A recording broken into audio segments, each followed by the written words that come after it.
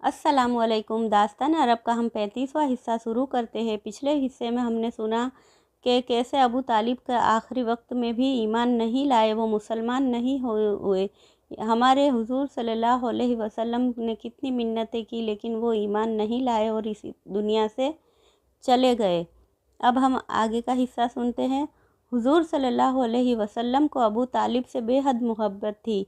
उनके मरने का आपको बेहद गम था। अभी ये गम बाकी ही था कि आपकी महबूब बीबी हज़रत खदीजा रज़ी अल्लाह अन्हा बीमार पड़ गई। आपको उनसे बेइंतहा मोहब्बत थी, इसलिए आपको बड़ी फ़िक्र हो गई और फ़ौरन दवा शुरू कर दी। हकीम बिन हिज़ाम हज़रत खदीजा के भतीजे थे। उन्होंने चाहा कि काहिनों और आराफ़ों को बुलाया जाए, जैसा कि अरब का दस्तूर था, लेकिन हज़रत खदीजा रज़ी अल्लाह अन्हा ने सख्ती से मना कर दिया। दवा दी जाती रही, लेकिन उससे कोई फ़ायदा नज़र न आया। सन 10 नबवी का रमज़ान शुरू हो गया था। मरीज़ की हालत देखकर हुजूर सल्लल्लाहु अलैहि वसल्लम गमगीन रहा करते थे।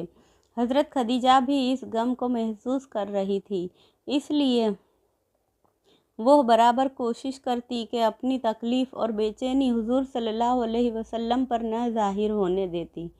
बहरहाल मर्ज़ बढ़ता गया और हज़रत खदीजा का आखिरी वक्त आ गया।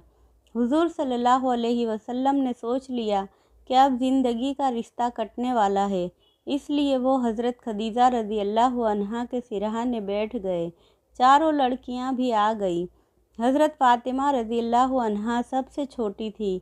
आप माँ की बिगड़ी हालत को देखकर रोने लगी।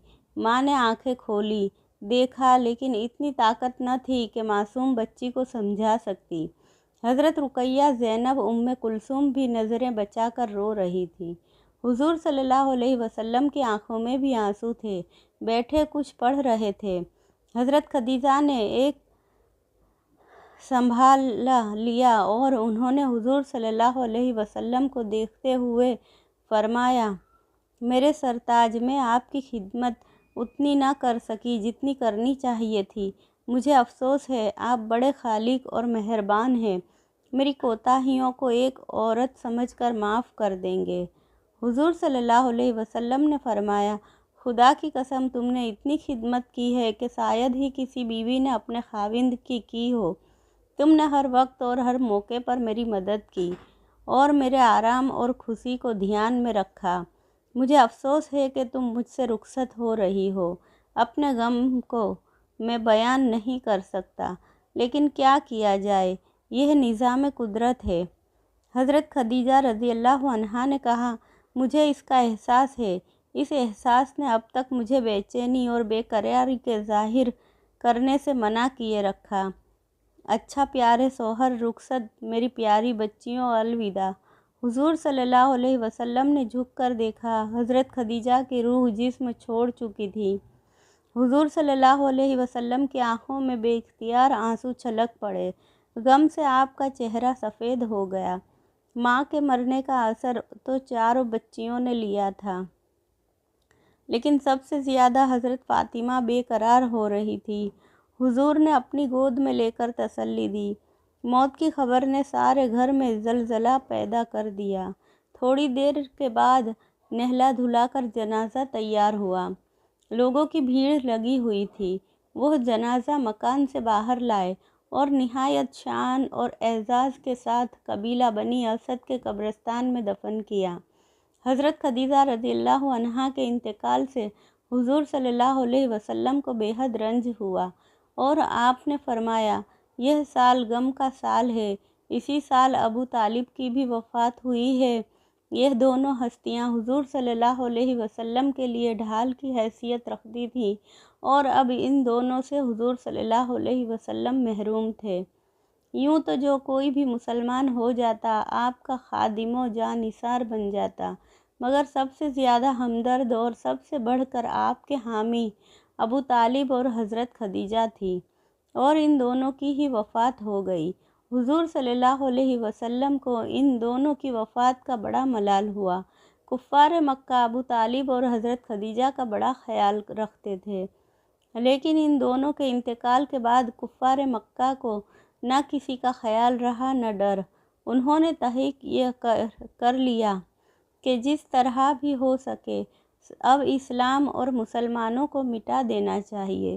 چنانچہ وہ مسلمانوں کو ستانے اور پریشان کرنے اور ان پر ظلم و ستم کے پہاڑ توڑنے میں بہت زیادہ گستاخ اور شرکس ہو گئے۔ حضور صلی اللہ علیہ وسلم اور مسلمانوں کے ساتھ بڑی بے رحمی سے پیش آنے لگے۔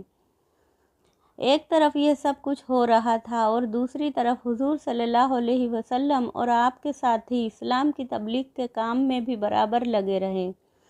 حضور صلی اللہ علیہ وسلم کا حال تو یہ تھا کہ جو بھی آپ کے پاس آتا اسے نہایت محبت سے بٹھاتے، قرآن کی آیتیں سناتے۔ عرب کے قائم علاقے سے جب کوئی قبیلہ گزرتا تو وہاں تشریف لے جاتے اور اسلام کی تبلیغ کرتے۔ ایک دن آپ کو معلوم ہوا کہ یثرب، اس شہر کا نام بعد میں مدینہ پڑ گیا، یثرب سے کچھ لوگ آئے ہیں، آپ ان کے پاس تشریف لے گئے۔ انہوں نے حضور صلی اللہ علیہ وسلم کا استقبال کیا۔ آپ نے ان سے پوچھا، تم کون ہو، کہاں سے آئے ہو، کس قبیلے سے تعلق رکھتے ہو؟ ان میں سے ایک نے کہا، ہم یثرب سے آئے ہیں، قبیلہ خزرج سے تعلق ہے ہمارا۔ شاید تمہارا قبیلہ ہی اوس قبیلے سے ٹکراتا رہتا ہے۔ آپ نے پوچھا، جی ہاں، ایک نے جواب دیا۔ شاید تم مکہ والوں کے بھروسے پر آئے ہو، آپ نے فرمایا، یہی بات ہے، جواب ملا۔ تم بیکار میں کسی کی مدد لینے آئے گئے؟ آپ نے فرمایا، خدا سے دعا مانگو، اس خدا سے جو پالن ہار ہے، جس نے دنیا جہان کو پیدا کیا ہے، جو موت اور زندگی پر قدرت رکھتا ہے، جسے چاہتا ہے عزت دیتا ہے اور جسے چاہتا ہے ذلیل کرتا ہے۔ یہ یثرب سے آئے ہوئے 6 آدمی تھے۔ یہ بت پرست تھے، کبھی خدا کا نام نہ سنا تھا، اب خدا کا نام سن کر حیرت میں پڑ گئے۔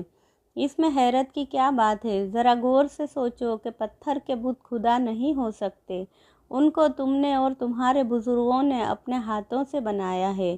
جس جگہ تم انہیں رکھ دو گے، رکھے رہیں گے، ہرگز حرکت نہ کر سکیں گے۔